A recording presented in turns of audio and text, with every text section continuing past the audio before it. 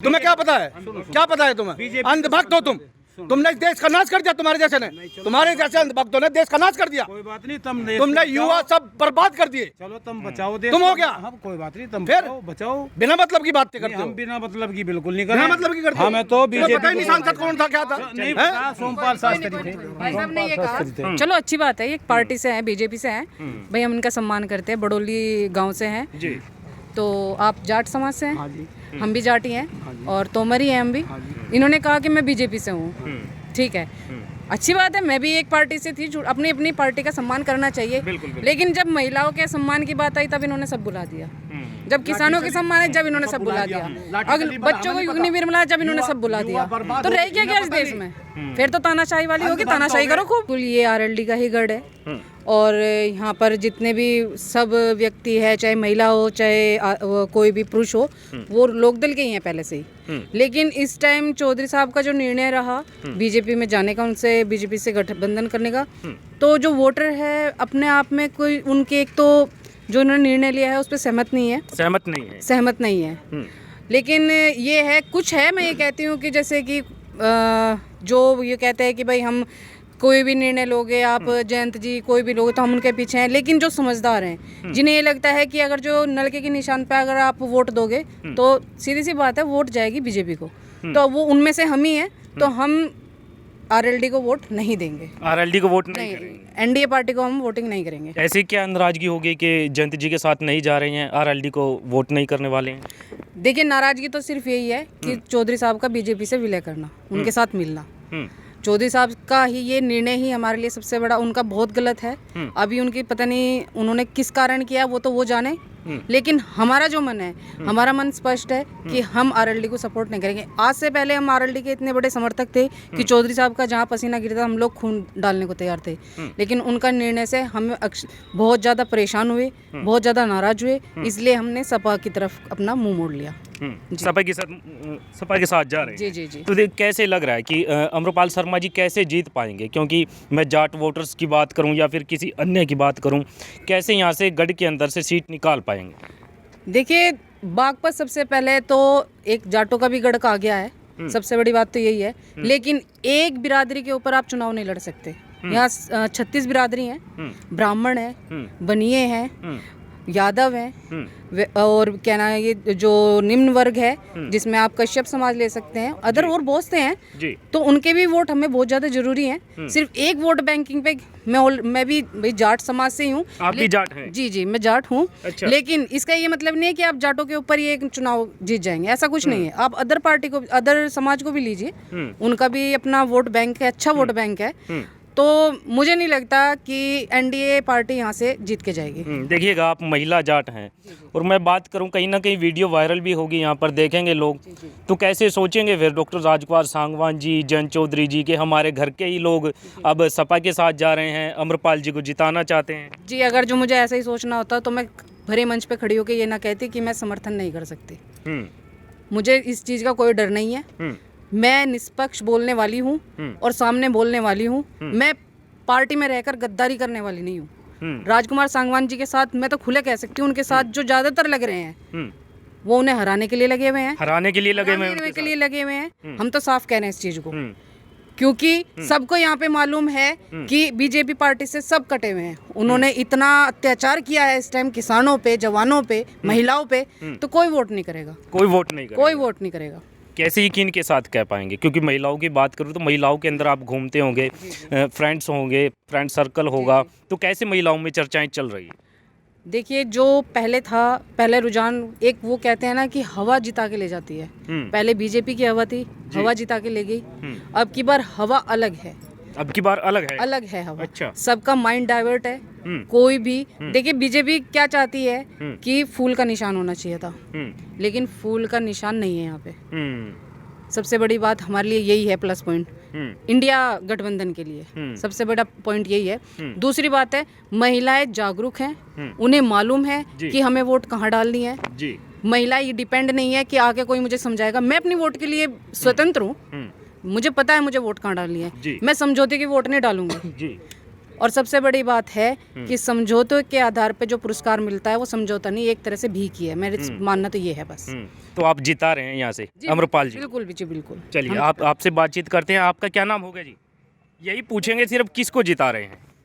अमरपाल जी को। अमरपाल जी को जिता रहे हैं, बस इतना ही बोलना है? हाँ, बस इतना ही। आरएलडी से नाराजगी है? आरएलडी से वैसे कोई नाराजगी नहीं है। नाराजगी ये है कि हमने और हमारी महिला अध्यक्ष जो रेणु जी है, उनने, उसकी टीम ने, सब ने मिलकर लोकदल के लिए बहुत मेहनत की है, घर घर जाके जागरूक किया है, अपने बच्चे नहीं देखे, अपनी परेशानी नहीं देखी, उसके लिए बड़ी मेहनत की है। और हमने बड़ों ने उन्हें अपना बच्चा समझा है, जयंत को। चरण सिंह चौधरी थे जो हमारे वे बुजुर्ग थे, हमारे बाप जैसे थे, बाप के समान थे वो। हमने उनके लिए बहुत मेहनत की, उनको अपने बाप की तरह मानकर, उसको अपने बच्चा मान के।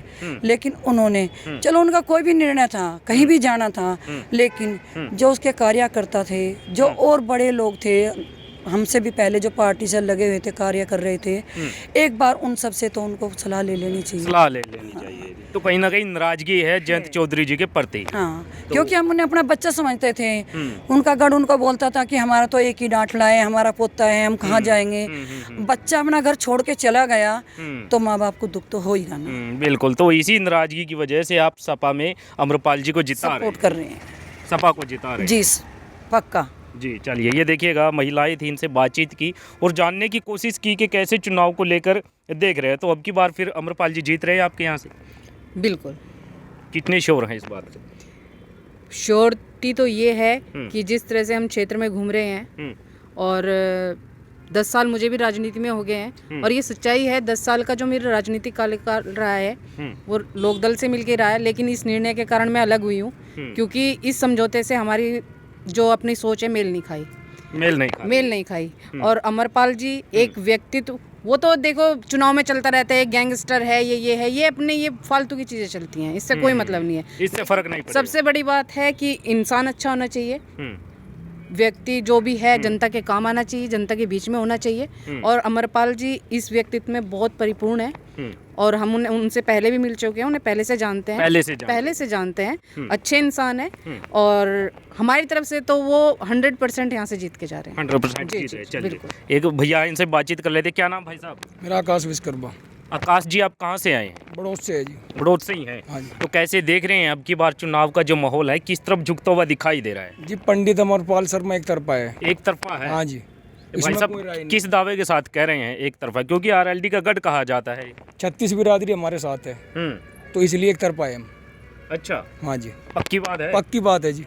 अच्छा, आसपास के जो आपका एरिया है जहाँ पर भी आप बैठते हैं, तो कैसे माहौल बन रहा है? कैसे बता रहे हैं लोग, किसकी तरफ झुकता हुआ दिखा रहे हैं? बनती जा रही जब से अमरपाल शर्मा का टिकट हुआ है, जब से टिकट हुआ है। हाँ जी, लहर अपना आप ही बनती जा रही है। तो सांगवान जी का कैसे रहेगा फिर? क्योंकि उन्हें आरएलडी का तो गढ़ कहा जाता है, सांगवान जी मैदान में है, इधर से अमरपाल जी हैं। रह जाएगा अब की बार, चुनाव में नहीं है वे अब की बार। जहाँ से आए थे वहीं पे भेज देंगे, जहाँ से आए वहीं भेज रहे हैं। हाँ जी, हाँ जी, पक्की बात है? पक्की बात है जी। मैं तो साफ यही कहूंगी कि बीजेपी ने सिर्फ एक पासा फेंका है। सांगवान जी वाकई में, हम ये नहीं कहते, व्यक्तित्व के अच्छे हैं, अच्छे इंसान है, भले आदमी को बीच में फंसाया गया है, उनके जीवन के साथ खेला गया है, जिसने 40-45 साल एक पार्टी को दे दिया हो, और अब जाके जब उन्हें ये दिख रहा है कि हमारा कहना व्यक्तित्व ना खत्म होने वाला है, इस टाइम पे आके उन्हें टिकट देना, उन्हें चुनाव लड़ाना, तो उनका भविष्य और जो भी कुछ उनका वो रहा है जीवन में, सब खत्म कर दिया यहाँ पे।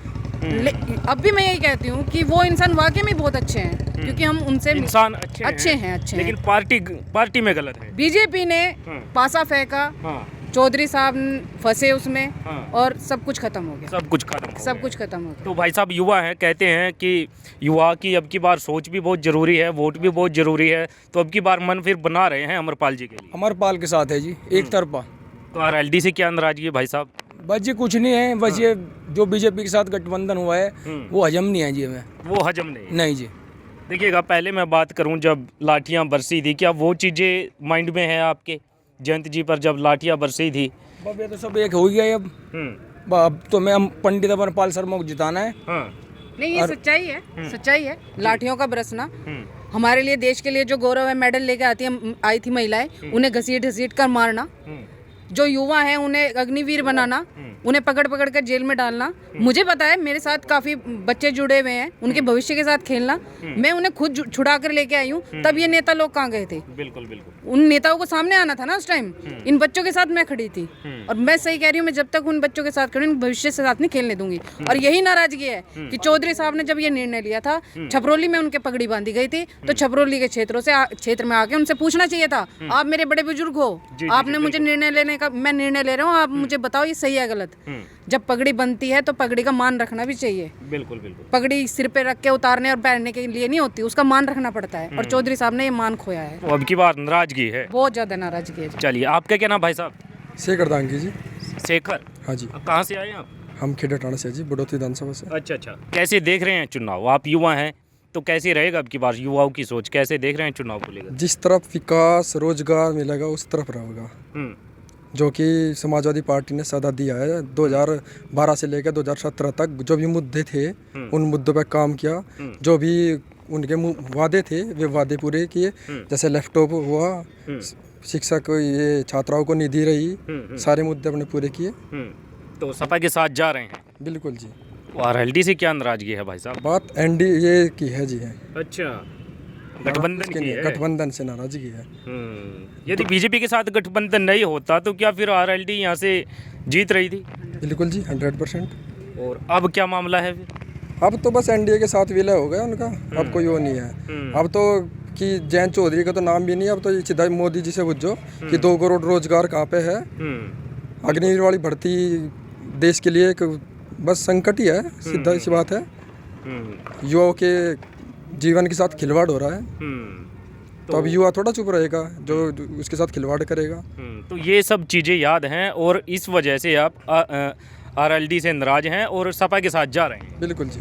चलिए ये देखिएगा, यहाँ पर महिलाएं थी और युवा थे, इनसे बातचीत की और जानने की कोशिश की कि कैसे चुनाव को लेकर यहाँ का जो वोटर है क्या कुछ सोच रहा है। तो आप कहाँ से आए हैं जी? बडोली गांव है जी, बडोत में रहे हम तो। अच्छा, यहीं रहते हैं? नहीं, बडोली गांव में। अच्छा, बडोली गांव है।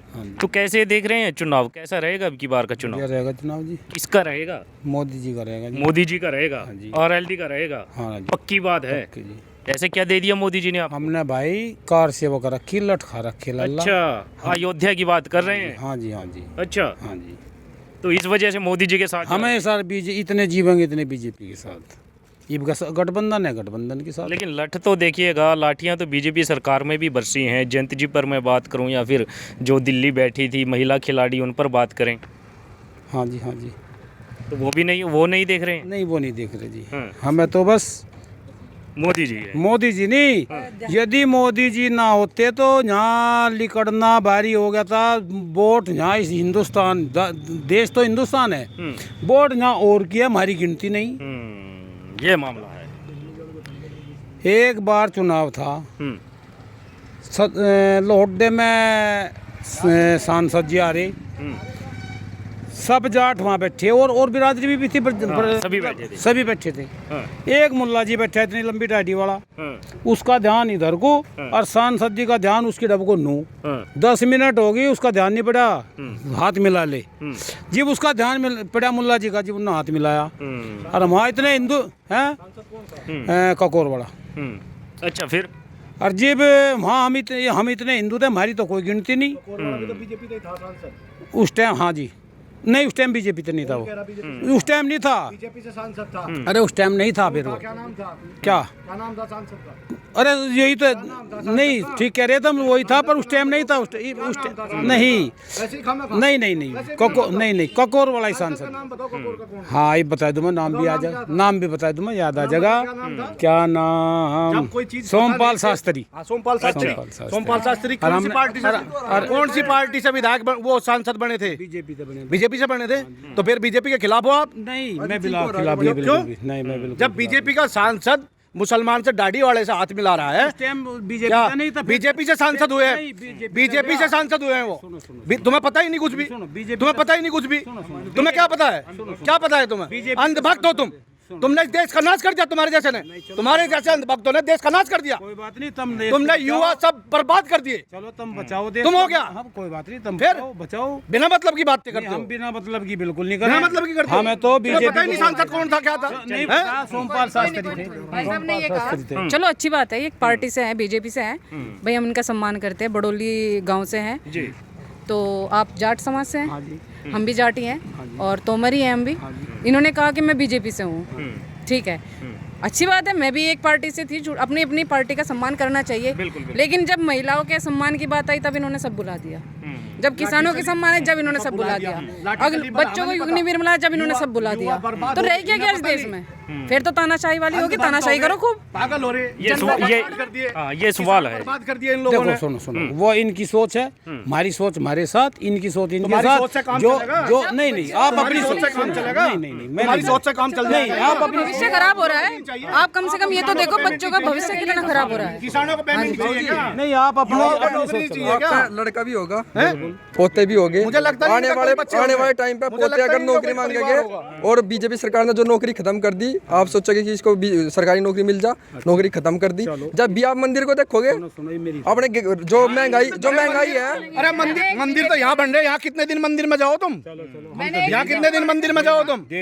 मैंने एक बीजेपी वाले से ये पूछा, जब अयोध्या मंदिर बना था, मैंने कहा भाई तुमने अयोध्या मंदिर बना दिया, बहुत अच्छी बात है, बनना चाहिए, हिंदुओं का आगे वो वर्चस्व बढ़ेगा।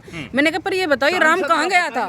तो उसने कहा जी सो रहा था। मैं कहा बेर बैठ तो भाई तुम नहीं उठाया, बाकी जो नेता वो जितने भी देवता है उन्हें बिठाओ। इसका तो मतलब ये हो गया बीजेपी वाले देवता को पकड़ पकड़ ला रहे, सारे देवता सोए बैठे। तो ये कौन सा मुद्दा कौन सा मुद्दा उठा रहे हैं? हिंदू हिंदू ही है, हिंदू। इन्होंने जाट हिंदू अलग कर दिए, हिंदू अलग कर दिए, जाट अलग कर दिए। आज मुसलमानों की ये बात कर रहे हैं, मुसलमानों के बिना किसी का वोटर बैंक नहीं है। दूसरी बात मैं सिर्फ एक ही बात कहूंगी, मैं एक आर्मी वाले की बेटी हूँ, जब शहीद होते हैं मुसलमान भी शहीद होते हैं वहाँ पे हैं, तो ये लोग उसके ऊपर एक भी कमेंट नहीं, क्यों भाई? वो भी किसी का बच्चा है, सिर्फ उसका धर्म ही तो अलग है, हैं?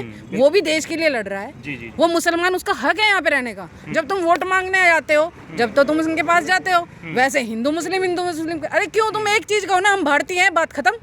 हम एक देश के हैं, हम इंडिया के हैं, ये चीज नहीं समझ में आती। पता नहीं किस तरह की राजनीति है, हमारे सिर से तो ऊपर है। राशन दे रहे हैं ये लोग, फ्री में जो राशन दे रहे हैं, ये बर्बाद कर दिया इन लोगों ने।